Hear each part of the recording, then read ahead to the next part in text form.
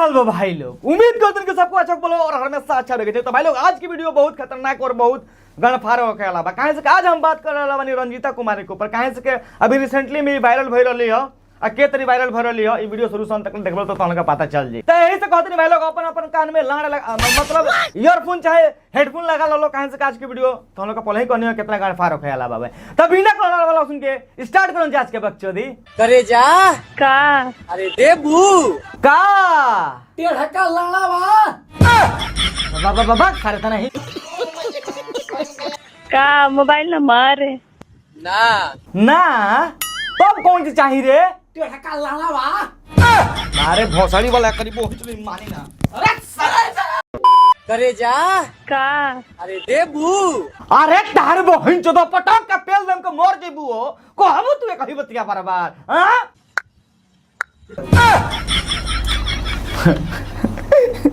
एकरी बहन चोदो कितना बड़का छिनार भी अरे मतलब सही बात कहता नहीं यार। हम तो जानते नहीं कि एकदम साबी सवित्री मतलब साफ सुथरा वीडियो रील बनावे ले तो अच्छा लगे हुई भाई लोग। और भाई लोग कौन लोग देख लो बोलो कुछ दिन पहले एक वीडियो वायरल भई रहल है इतना अच्छा गाना पे रील बनावत रही तो सब को के ये लागत हुई कि ना लड़की बहुत अच्छा बिया अच्छा गाना पे रील बनावत या सैड सॉन्ग पे बनावत या बेवफाई सॉन्ग पे बनावत या हालांकि दोनों एक ही वाला। तो आदमी के मन में और माइंड में ये ठोट आवत कि ना लड़की बहुत अच्छा बिया संस्कारी बिया लेकिन सरवा हाई कौन चीज है ना मतलब हेकर मतलब कौन चीज सरवा हमारे ई समझ में नहीं ख्याल देखो तरलो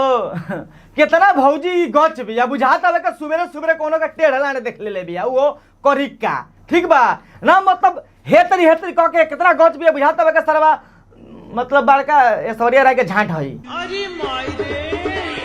लहंगा के भीतर देला घुसाई माल टप टप चुआता राजा जी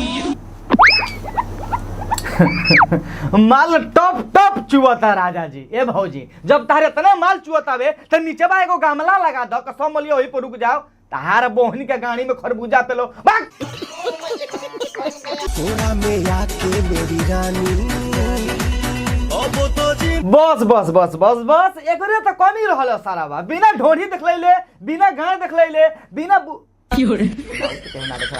मतलब बिना ढोड़ी देखले थोड़ा ना रील बनी सरवा खराब न हो जाई तो ढोड़िया दिखावा जरूरी बावे। हमार कहे का मतलब ई बावे जब तू अपन ढोड़िया दिखावो तरू तो इहे लगले तनी झोटियो खोल के देखला तो आदमी के दर्शन हो जाओ के नीचवा के सनका बावे थोड़ा में आके मेरी रानी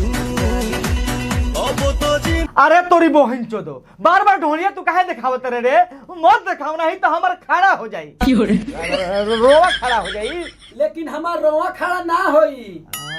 तब कौन सी खड़ा हुई रे समझ जो समझ जाई रोवा अगर खड़ा ना हुई तो अरे सरबा रोई रोई वीडियो बनाइलस ते खइलस लचारी के ओ रोई रोई वीडियो बनैलस देखैलस अपन गाड़ी के मतलब देखैलस अपन लाचारी के। चलो कोनो बात नहीं है अब आगे बोलो। सुना सुनाई कहानी छिनार रंजीता कुमारी के का गाना गोले बड़ा भैया कसम से कहते नहीं सरवा दिल खुश हो गई यार तारा के कौन अवार्ड दी मन तो कहते का 5 गो झाट नोच के तारा मुंह पे फेंक दी लेकिन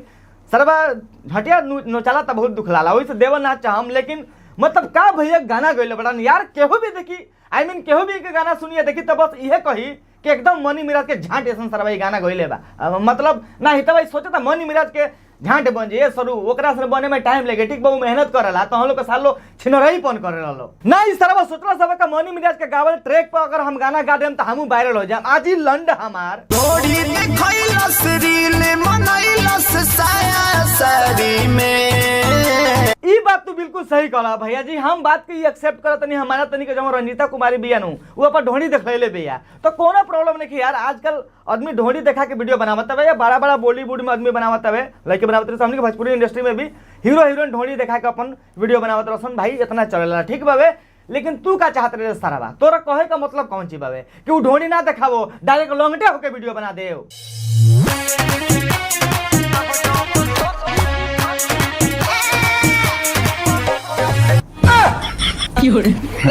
अरे सारे कैमरामैन हमारा सही वीडियो बने वाला नहीं खे करी बहन चोरी तो लंगटे हो गइल बिया रे ना सरवा ई कौन स्टेप है करे बहन चोरी कुकुर बन के पेलवावल। तो बस वालों आज का बक्सा तो यहीं खत्म करता नहीं। आई होप तुम लोग आज के वीडियो देख के अच्छा लगल। अगर वीडियो आज के देख के अच्छा लगे तो प्लीज वीडियो को लाइक कर दियो लो, अच्छा ना लगे वीडियो को डिसलाइक भी कर सकत रहो। और भाई लोग जे अभी तक चैनल पर नतून भावे सब्सक्राइब कइले के बाद जोन लालका तो सब्सक्राइब बटन में होला, अभी उजर हो गइल बना करिया हो गइल बा सारा जोन साइडो में करे अड़ुआ सन बेल आइकन बानो ओकरो के दबा दी हलो। अब पता ना तुम केतरे देबोले केतरे ना दबा दियो ताकि हम जब भी नतून वीडियो अपलोड करम सबसे पहले तुम लोग मिल जाए। मिलेंगे फिर से नेक्स्ट वीडियो में, तब तक के लिए बाय।